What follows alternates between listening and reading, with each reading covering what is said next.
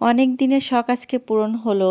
তো সবাই দেখছি এই নীলকণ্ঠ ফুলের চা বানিয়ে খাচ্ছে। তো আমরা বাঙালি বলে তো কথা, পাশাপাশি বাঁশ দেখা দেখি চাষ, তাই না? একটা কথা আছে না? তো গ্রামে গিয়েছিলাম, গ্রাম ছাড়া তো এইসব ফুল পাওয়া যায় না, শহরে থাকলেও তো ওইভাবে তো পাওয়া যায় না, তাই না? তো মজার বিষয় হচ্ছে ফুলগুলো পেড়েছিলাম কিন্তু চা বানানোর আর সময় হয়নি, তাই ভাবলাম একেবারে বাসায় এসেই বানাবো।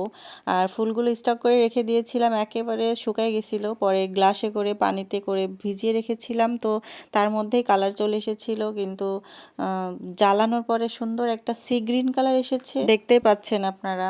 দারুণ একটা কালার এসেছে, একেবারে মানে সবুজও না, একেবারে গ্রিনও না, সি গ্রিন টাইপের। আর লেবু দিলাম, একদম ফুলের কালার চলে এসেছে। কি মানে ব্যাপারটা একটু অন্যরকম হলো, তাই না? যেই লেবুটা দিয়ে দিলাম আর একেবারে ফুলের কালারটাই কিন্তু চলে এসেছে, দারুণ একটা মানে পার্পল, ব্লু পার্পল হয়ে গেছে।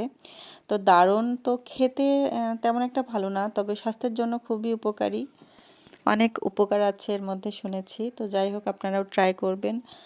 অবশ্য আমার এটা ভালো লাগার থেকে করেছি। তো আজকে এই পর্যন্ত, সবাই ভালো থাকবেন, আল্লাহ হাফেজ। ভালো লাগলে অবশ্যই কমেন্টে জানাবেন।